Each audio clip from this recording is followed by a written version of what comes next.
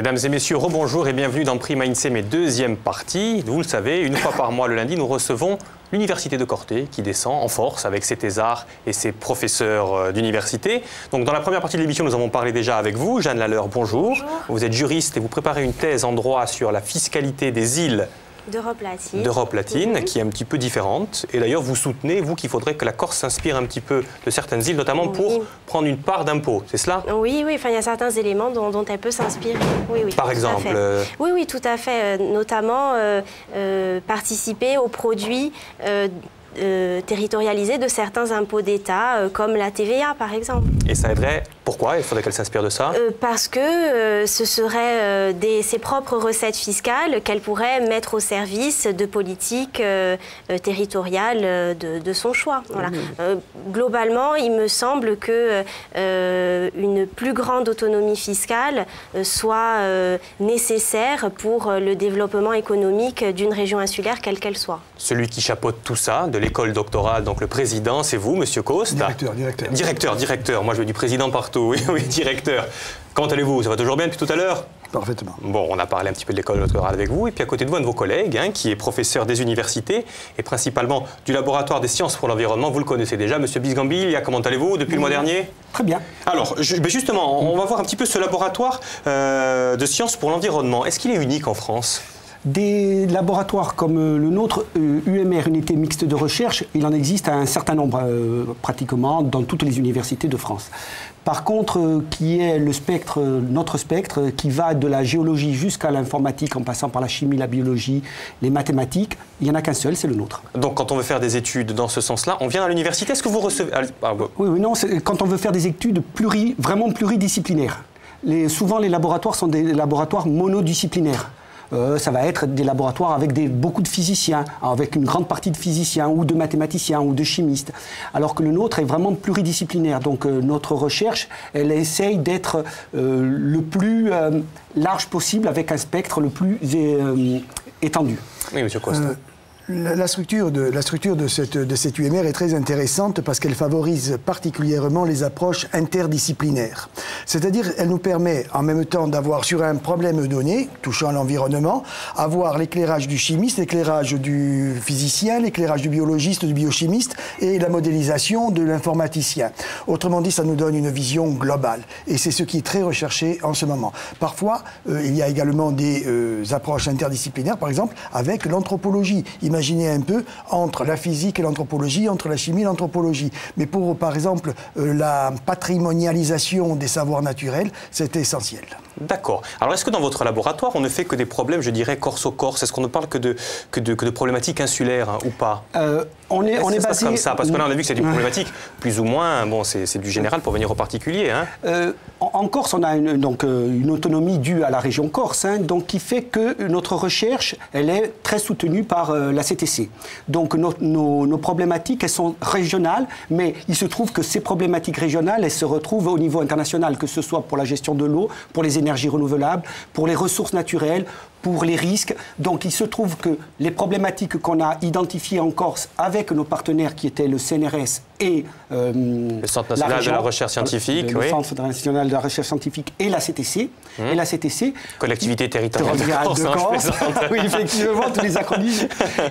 Se trouvent être des problèmes qui se retrouvent de partout. Donc aujourd'hui, le problème de l'énergie, par exemple, puisqu'on va en parler tout à l'heure, est un problème que l'on a au niveau national, international et maintenant mondial. Vous avez raison, on va en parler tout à l'heure, mais juste une question que je voulais vous poser tout à l'heure. Est-ce qu'on a des étudiants d'ailleurs qui viennent à Corté, beaucoup, qui viennent faire leur thèse justement? Qui viennent faire leur thèse, on a... Sur les problématiques insulaires, alors qu'on voit à peu près des étudiants étrangers, on en a à peu près 20%. Ah, quand même, 15 à 20%. On a des étudiants qui viennent, donc beaucoup du pourtour méditerranéen. Bien entendu, on est très ouvert sur le pourtour méditerranéen. On va avoir des étudiants du Maghreb, d'Égypte, qui pourraient venir à une prochaine émission d'ailleurs. Oui, le mois prochain, pourquoi pas. Mais alors, Monsieur Coste, ces étudiants étrangers, ils font quel genre de problématiques alors Toutes.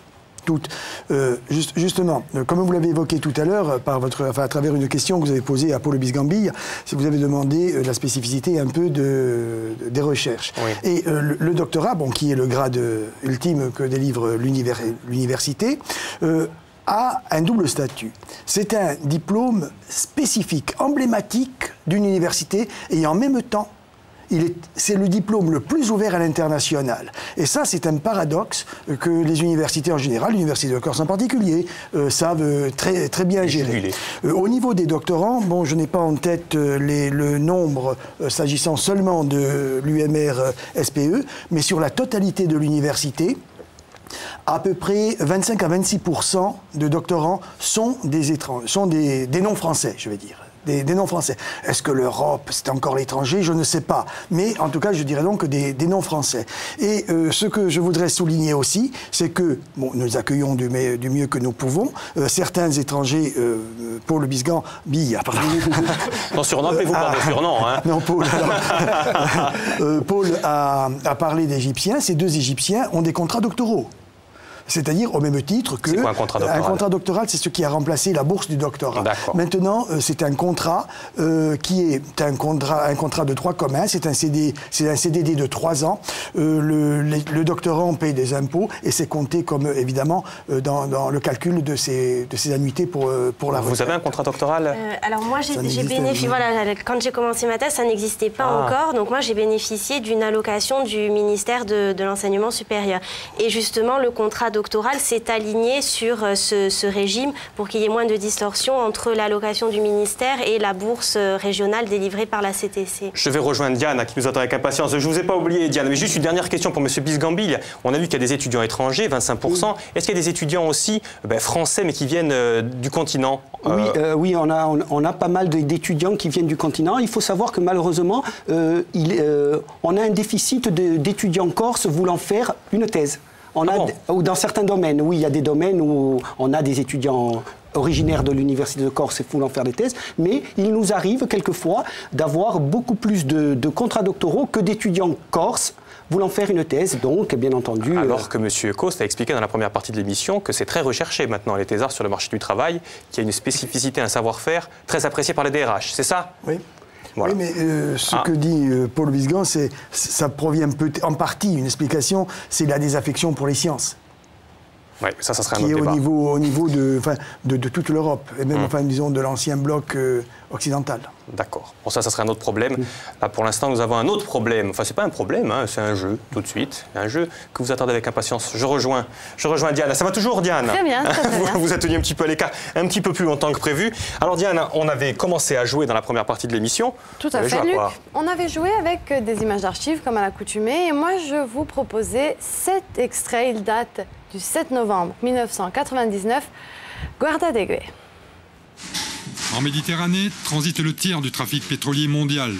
Près de cette côte de Corse, route maritime abritée par grosse mer, passent des navires chargés d'hydrocarbures, le Cap-sur-Gênes ou Fos-sur-Mer. Beaucoup de tâches pour cette équipe de 3 personnes vivant sur place. À 9 ans, les sémaphores de Méditerranée ont participé à 887 interventions sur accidents en mer. In duesimo, ecco la questione di un giorno, un solo numero, le 0800 000 900 0800 000 900.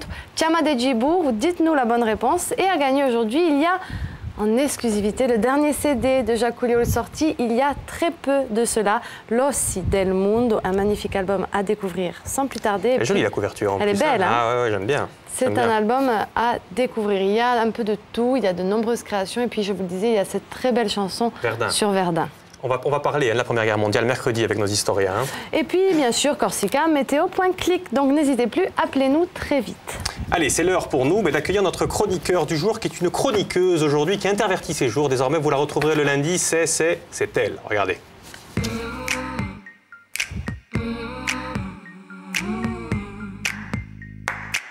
Célia, comment ça va? Ça va bien. Vous venez accompagner donc? Oui, j'ai un petit peu peur aujourd'hui. Qui est ce monsieur? Qui est ce monsieur? Écoutez, c'est un ami maintenant. Asseyez-vous. Très bien. Asseyez-vous. Merci. On le présente quand même? Oui, on va le présenter. Alors, Christophe, il est docteur en physique énergétique et j'ai eu la chance et l'honneur de découvrir son travail et ses recherches. Alors, en 2007, il a commencé à l'université approchez-vous, allez-y, voyez. Voilà. À l'université de Corse, une thèse justement sur la modélisation de systèmes hybrides photovoltaïques hydrogène avec application sur site isolé, micro-réseau et connexion sur réseau électrique. Et ça, ouais, je vous coupe Saxo, mais vous le faites exprès pour dire que c'est inaccessible ou pas, de donner des titres de thèse? C'est toujours des titres de thèse d'ailleurs, c'est incroyable. Hein. On veut se rapprocher de la société civile, j'ai l'impression des fois, mais en... On essaie d'être le plus précis possible. Vous êtes précis, oui. D'accord. Donc ça veut dire quoi, ça, alors? Alors concrètement, moi dans ma thèse, ce que j'ai fait, c'est que j'ai développé un code, donc un outil mathématique, donc qui permet justement d'étudier les différentes applications qui ont été citées dans le titre, c'est-à-dire les sites isolés, les micro-réseaux et les connectés au réseau. Donc on essaie finalement de dimensionner le système donc à travers le couplage photovoltaïque et de la chaîne hydrogène. Alors, il serait bon de préciser quand même oui. que c'est justement un site isolé, un micro-réseau. Tout à fait. Donc le site isolé, finalement, c'est une isolation d'un point de vue géographique. Donc, on pourrait considérer une habitation donc, en haut d'une montagne, une colline, et donc loin du réseau électrique, tout simplement. Donc finalement, la production et la consommation d'électricité se fait sur place.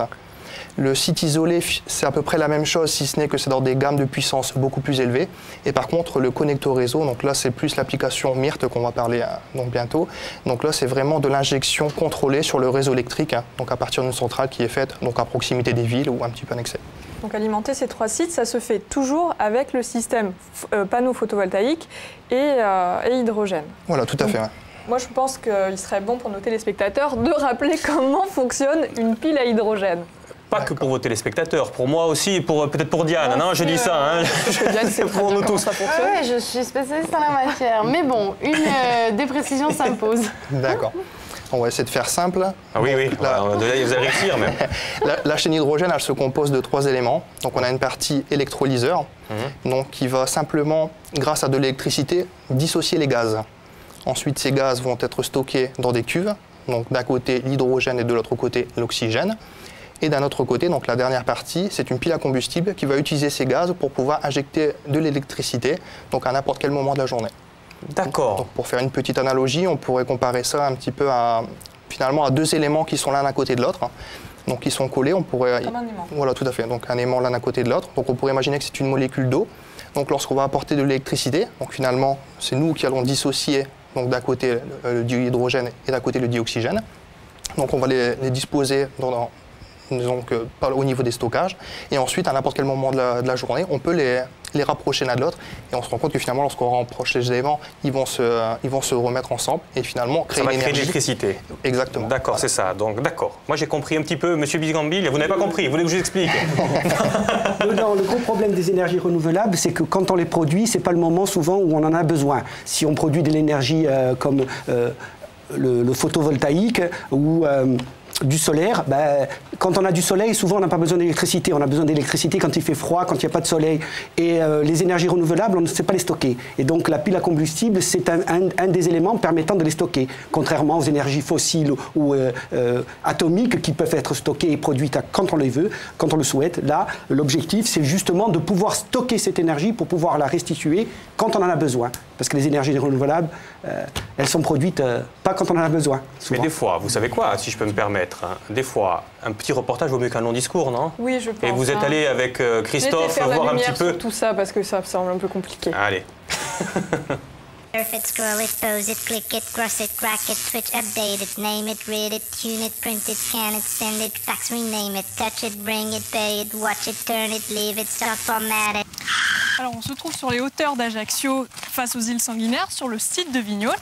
Je me trouve avec Christophe Darras. Christophe, bonjour. Bonjour. Vous êtes docteur en physique énergétique et vous avez travaillé pendant 3 ans dans le cadre du projet MIRT. Alors MIRT, qu'est-ce que c'est? Alors, la plateforme technologique MIRT, donc c'est un couplage qui associe du photovoltaïque, donc un système de production d'électricité, à un moyen de stockage.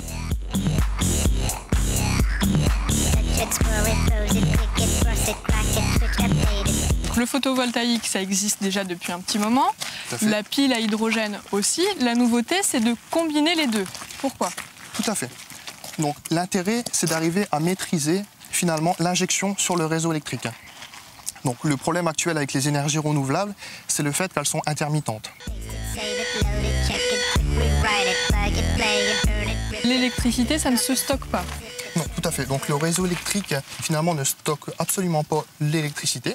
Donc il doit tout le temps y avoir une égalité entre l'offre et la demande. La demande aussi n'est pas la même en fonction des heures de la journée.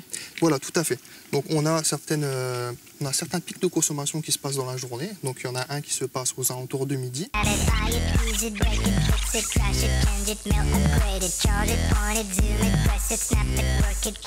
Et il y en a un autre le soir, l'heure à laquelle les gens rentrent, allument le chauffage, font à manger et regardent France 3 Corse via Stella.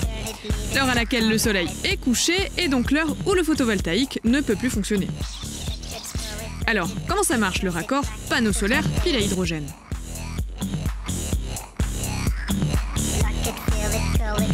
Une partie de l'électricité produite par le champ va être envoyée à l'électrolyseur. Donc cet électrolyseur va créer des gaz qui vont être stockés pour être restitués à un autre moment de la journée. Donc lorsque finalement la production du champ photovoltaïque n'est pas suffisante, donc là c'est la pile à combustible qui doit fournir un complément d'électricité.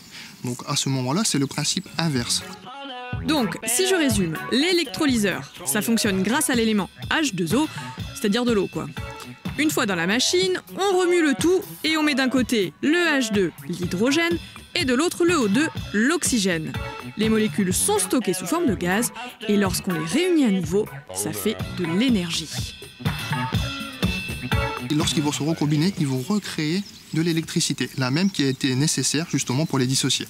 Donc l'électrolyseur, la pile à hydrogène, ça stocke pas de l'électricité, ça stocke les deux éléments, l'hydrogène et l'oxygène, et c'est en réunissant les deux qu'on arrive à faire de l'énergie. Voilà.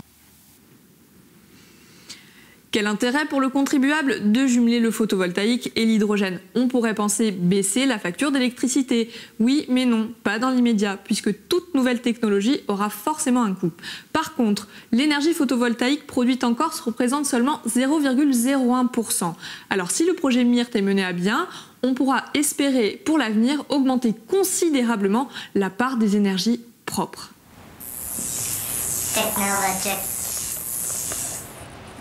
Voilà, alors ça c'était pour la présentation du projet MIRT. Le projet MIRT, il va être mis en fonctionnement à partir du mois de décembre et ce sera une grande première en France si ça fonctionne, voire même en Europe. Tout à fait. Donc, la puissance de pile qui va être envoyée sur le réseau électrique. La puissance La puissance de la pile à combustible. Ah pardon, excusez-moi, oui. Voilà, tout à fait. Donc elle va envoyer une puissance donc, qui correspond à une quantité d'électricité qui va être envoyée sur le réseau électrique. Donc ça, ce sera cette puissance-là, donc qui va atteindre les 200 kW donc, pour la deuxième partie de la plateforme technologique, donc ce sera une première mondiale. Première mondiale. Première mondiale. Première, en tout cas, du moins européenne. Alors, pour ce faire, j'ai cru comprendre que vous avez déposé un brevet, c'est cela? Oui. Et Monsieur Bisgambil, c'est important de déposer un brevet, non? Quand on fait de la recherche comme ça, parce que je rappelle que c'est une thèse que vous avez soutenue en 2010. Oui, en novembre 2010. Donc, c'est important de... Les brevets, c'est aujourd'hui un des indicateurs de la bonne santé d'un UMR. À une époque, les universités se cantonnaient à faire de la recherche fondamentale. Aujourd'hui, on passe de plus en plus à de la recherche appliquée, comme le présentait le professeur Jean Coste. Et cette recherche appliquée, pour essayer de la conserver dans le domaine public au maximum pour pas que des entreprises viennent récupérer un petit peu ce qu'on a trouvé pour pouvoir l'utiliser à leur niveau, eh bien, le brevet est une façon de se protéger et de pouvoir, à terme, espérer avoir des retours sur investissement sur de la recherche. Des royalties, quoi, des royalties. Peut-être des royalties. Et là, alors, vous allez devenir riche avec ça? Comment ça? Non, mais c'est une question... ça m'intéresse. C'est absolument pas l'optique. Hein. Non, le truc, c'est propriété vraiment intellectuelle, pour qu'on sache un petit peu qui... C'est ça, non? Oui, voilà, tout à fait. Ouais. Hein? Donc là, nous, ce qu'on fait... Au départ, c'était plus de développer un outil décisionnel qui nous permette vraiment finalement de nous aider par rapport à nos recherches. Et c'est vrai qu'on a développé un outil qui était très intéressant et donc on avait la possibilité de le breveter. C'est quand même un enjeu énorme de réussir à trouver une solution pour avoir des énergies propres. Donc c'est quand même normal de protéger sa propriété intellectuelle. Tout à fait. Vous avez travaillé avec des sociétés pour faire cette thèse. Hein. C'est indispensable, ça c'est nouveau aussi peut-être ou pas? Parce qu'avant on travaillait chacun dans son coin, j'imagine, on faisait ces livres. Maintenant vous avez pris des partenariats, vous avez fait des partenariats avec des... Oui, voilà, tout à fait. Donc j'ai travaillé en collaboration donc, avec le CEA, la société Elion, qui est une filiale d'Areva. Le CEA, c'est la Commission d'énergie atomique. Voilà. Atomique et alternative. Et alternative, d'accord. C'est surtout l'alternative qui nous intéresse. La société Elion. Voilà. Pourquoi? Donc la société Lyon, pourquoi? Parce que c'est donc une société qui développe la chaîne hydrogène. Donc c'est un industriel vraiment indispensable pour des projets phares comme celui-ci. Et le CEA, donc la commission, donc, comme on dit tout à l'heure, commission de l'énergie atomique et alternative pour toutes les énergies renouvelables. Moi, je retiens. Alors plus par rapport à l'aspect stockage des gaz, donc qu'ils ont des compétences importantes dans ce domaine-là. D'accord. Donc c'était bien de corréler finalement toutes nos compétences. Mais c'est quelque chose de super pour l'université, non? Qu'il y ait des étudiants comme ça. C'est qui avait déterminé le sujet? C'est lui qui est venu dans son coin en disant moi, monsieur Bisgan, j'ai une... Comment ça se fait là? Comment vous le mettez en place? En réalité, donc, on a une politique au niveau de l'établissement, donc ici de l'UMR, sur des problématiques. Donc on a choisi les énergies renouvelables en particulier. Donc dans cette problématique, on a identifié quels étaient les besoins. Le fait de travailler en site isolé, ça tombait bien pour la Corse, puisque eh bien, on est en site isolé. Aujourd'hui, si on n'est pas raccordé à de l'énergie qui nous vienne de l'Italie ou du continent, eh bien, on a un manque. Donc effectivement, la problématique est sortie d'elle-même de par nos recherches. Et bien entendu, après, on a cherché des étudiants pouvant travailler sur la problématique et Christophe en a été l'étudiant. Monsieur Costa. Là, vous touchez un point qui est celui de la structuration de la recherche à l'Université de Corse. Cette recherche a été structurée par une dynamique impulsée par le président Aiello depuis maintenant, depuis 2002-2003, donc 8 ans, et où il a défini, on va dire, des axes porteurs, des créneaux prometteurs, n'est-ce pas, que l'on appelle les projets structurants. Par exemple, l'énergie renouvelable en est un. Il y en a d'autres, il y en a 5 autres dans l'UMR et SPE, dont les ressources naturelles qui me sont chères, mais par exemple, dans l'autre UMR, l'UMR LISA, on rappelle ce que c'est qu'UMR. L'UMR, c'est l'unité mixte de recherche. Ouais. C'est unité mixte, université, CNRS. Il peut y avoir des UMR avec d'autres grands organismes comme l'INSERM ou l'INRA, mais en l'espèce, les deux nôtres sont... On parle d'un acronyme en fait quand on est à la fac, hein, j'ai l'impression. C'est très long. Voilà, je vous ai coupé, excusez-moi. Et donc, je disais, par exemple, pour prendre un exemple aussi, dans l'autre UMR, l'UMR LISA, c'est-à-dire celle des sciences humaines et sociales, il y a le projet structurant au sein duquel travaille mademoiselle Laleur, qui est dynamique des territoires et développement durable. Vous voyez que ce sont, comme vous le disiez tout à l'heure, des projets basés sur, pour parler comme les fiscalistes, je crois, sur l'assiette qui est la Corse, mais ensuite étendue à tout l'international. Et puis en plus, après, on peut même devenir riche. Comme si ça pouvait être vrai, mais malheureusement, je ne crois pas. En tout cas, c'est bien. Bon, allez, c'est l'heure pour nous de voir si nous avons un gagnant tout de suite. Allez, jingle. Nous avons un habitué aujourd'hui, Luc. C'est Charles. Bonjour, Charles. Bonjour à toute l'équipe. Comment ça va? Humidement. Charles, vous êtes vraiment fidèle et merci beaucoup. Ah, je suis très fidèle. Fidèle mais mon amour. Fidèle et cultivé. C'est intéressant. Et cultivé. Fidèle et cultivé puisque vous êtes incollable. Hein. Ouais. Voilà, alors. Incollable, non, mais bon. Donc, qu'est-ce que vous faites? Rapide, en tout cas, fidèle, cultivé et rapide. Enfin, toutes les qualités. Félicitations à votre épouse. Alors, qu'est-ce que vous faites après cet orage? Je m'abrite de la pluie, Diana, parce que là, il pleut encore. Ah, piove sempre in Bastia. Yeah. Ah, on pianta mai, donc. Ah, où? Ah, un po' de fanunda. Qu'on me dise pas cette année qu'on manque d'eau, hein. Non, là, je crois, des mois entiers. On en manque, mais là, 2 mois ou 1 mois de précipitation. Je suis passé du côté du barrage de l'Hospédale et le week-end dernier, il n'y a plus rien. C'est clair. Bon, mais là, à mon avis, il est plein. Charles, notre spécialiste en tout et surtout. Alors, Charles, est-ce que vous avez une idée? Oui, sûrement, puisque vous nous avez appelé. Quelle serait la réponse d'après vous? Eh bien, écoutez, je pense que c'est le sémaphore et le phare d'Alistre, en plaine orientale. Exactement. Vous ne saviez pas, Luc? Non. Alors, moi, écoutez, j'ai pas la culture de on va Charles, regarder la réponse tous ensemble et en images. C'est parti.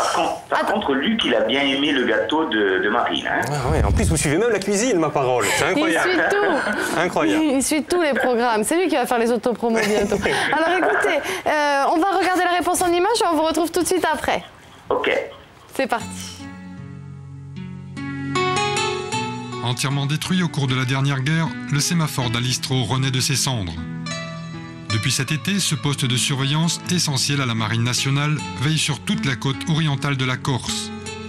Dernier né des sémaphores français, il dispose des dernières technologies. Aucune navigation de Solenzar à Bastia ne lui échappe. In the east of Alistro Lighthouse, for 10 nautical miles and proceeding northwest, this is Alistro Lighthouse. Ses missions militaires avec la surveillance maritime, aérienne et terrestre, mais aussi civile, sauvetage, météo et marine marchande. Nous participons à la surveillance des incendies de forêt en signalant toutes les fumées suspectes et les départs d'incendie.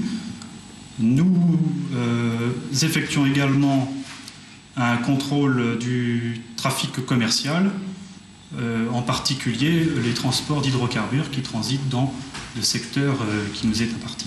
Dans le cours du mois d'octobre, environ 600 000 tonnes de pétrole ont transité dans le secteur du sémaphore d'Alistro. Bravo Charles, c'était donc la bonne réponse, le sémaphore d'Alistro que l'on voit sur la côte orientale lorsqu'on se rend de Porto Vecchio à Bastia et vice versa. Bravo Charles, des cadeaux pour vous, hein, bien sûr. Oui. On commence à vous... Vous les avez déjà tous les cadeaux Charles, non, de toute façon maintenant? Non, pas tous, non, il me manquait justement. Les deux d'aujourd'hui, je ne les avais pas. Voilà, le dernier CD de Jacques Coulioli, L'Ossi del Mondo. Donc il est pour vous avec de très belles chansons Vintilegni sur le sud de la Corse et puis moi je le disais la chanson qui est un peu une de mes préférées, celle sur Verdun. Bravo Charles. Et puis le Corsica Météo.clic, comme ça vous serez même un expert en météorologie et climat de la Corse. Ok. Qu'est-ce qu'on peut vous souhaiter? Une bonne journée? Non, un peu moins d'humidité surtout. Bon, au sol, au benesta et à salute, à presto. Et à salute, et à presto. La santé surtout Charles. Allez, au revoir, à bientôt, à bientôt. Allez, vous savez que chaque semaine, nous partons dans la rue et nous rencontrons des gens comme vous et moi, hein, qui posaient des questions aux invités qui sont là. On va suivre tout de suite la première. Alors, j'aurais voulu savoir sur quel métier pouvait déboucher une thèse. Alors, on l'a déjà évoqué un petit peu dans la première partie de l'émission, mais un exemple concret, Monsieur Coste. Sur tous les métiers, hein, que ce soit, bon, je vais dire... la voie la plus directe, c'est l'enseignement supérieur et la recherche à l'université ou dans les grands organismes. Mais ça, si j'ai bien suivi, c'est que pour 25% des étudiants qui font des thèses. Ensuite, ce sont des métiers de cadre, de leader dans les entreprises pour accompagner le développement de ces entreprises-là. Mais alors, c'est toute, je sais pas moi, toute entreprise... Pour tout le monde. Tout le monde. Et également l'administration. Et surtout, il ne faut surtout pas croire qu'un doctorat, avec un doctorat, les scientifiques, enfin les sciences techniques, sciences dures, comme nous disons nous, sont privilégiés. Non. Les SHS, c'est-à-dire les sciences humaines et sociales, on trouve beaucoup de débouchés, que ce soit en psycho, bien que ce soit les juristes ou que ce soit les anthropologues, pardon. Vraiment, les débouchés ne manquent pas. De toute façon, avec une thèse en droit, on peut faire avocat. Oui, voilà. Hein, de toute façon. Oui, c'est un des principaux débouchés. Oui, on va peut-être vous retrouver ici, je ne vous le souhaite pas, mais peut-être au barreau d'Ajaccio. Oui, il y a beaucoup d'avocats en Corse, mais oui, pourquoi pas. Pourquoi pas. Hein? Allez, une autre question de la rue, s'il vous plaît. Donc, j'aurais voulu savoir quel était le mode de rémunération pendant les 3 ans de recherche. Bon, on l'a déjà dit un petit peu, mais on va le répéter pour les téléspectateurs. Il y a d'abord ce que j'appellerais les aides directes. Ce sont les contrats doctoraux qui sont venus remplacer les allocations du ministère ou bien les bourses régionales. Et puis, il y a aussi des contrats d'entreprise type CIFRE, c'est-à-dire le doctorant, dans ces conditions-là, va développer une thèse en alternance, pour partie à l'université, pour partie au sein de l'entreprise. Ces contrats-là sont financés soit par l'État, c'est les bourses CIFRE, soit par la collectivité territoriale à travers l'ADEC. Et alors, cela s'appelle maintenant le dispositif Corse Emploi 2, qui est réservé aux doctorants, postdoctorants et docteurs. Il y a aussi des financements sur la base de contrats de recherche qu'on obtient directement, c'est-à-dire sans aide ni de l'État ni de la région. Ben là, vous avez créé des vocations. Je pense sur mon cas de chercheur, on voit qu'on peut facilement être aidé. Hein. Les doctorants étrangers sont éligibles aux bourses, enfin aux aides que l'on vient de dire, et également aux bourses de l'Agence des universités francophones. De toute façon, tous les renseignements, on peut les demander sur le site de sur le site, hein, bien sûr. Allez, c'est l'heure pour nous de voir ce qu'il faut voir sur Viasté là ce soir.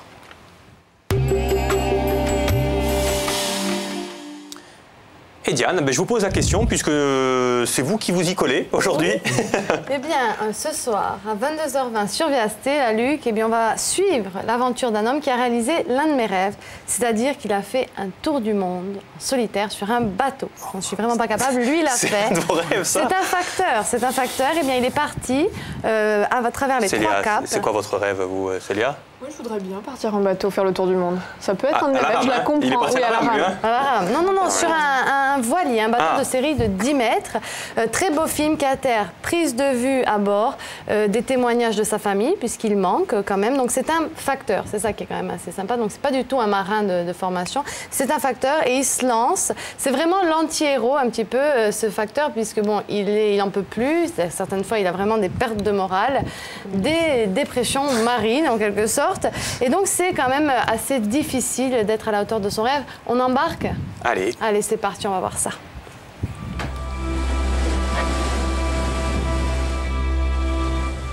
Prendre un voilier de 10 mètres et s'en aller faire un tour du monde seul, sans escale et sans assistance. Un exploit pour les uns, une folie pour les autres. Mais pour Alain Maignan, le facteur de Plélan, juste un rêve sur lequel il fallait poser une voile.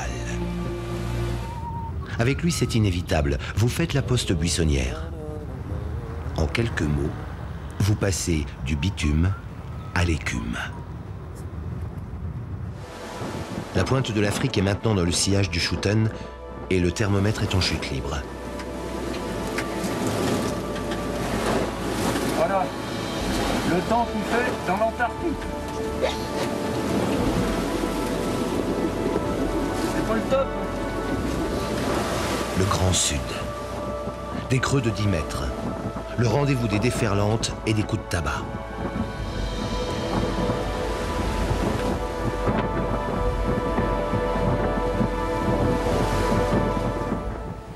« 185 jours de mer. Nous, c'est des missions, bien. Lui, c'est de mer. Donc, 90%, il faut le dire, quand même, de galères. Il va y avoir des pannes, il va y avoir des tempêtes. C'est un film absolument à voir. Un film qui est à voir absolument ce soir, c'est un doc-mer ce soir, 22h20. Et c'est sympa aussi puisqu'on voit un petit peu aussi comment il est difficile de revenir à l'ordinaire quand on a carburé quand même à l'extraordinaire avec ce magnifique tour du monde. C'est beau ça. 22h20 ce soir sur Viasté. 22h20, ne pas manquer doc-mer intitulé l'extraordinaire. Ça vous a fait rire? Vous rigoliez pourquoi, monsieur? Ah non, je rigolais pas pour ça, mais bon, en tout cas, nous étions admiratifs. D'accord. Merci en tout cas d'être venu expressément de Corté. À vous deux. Merci Jeanne. Bonne continuation. Je croise les doigts pour votre soutenance.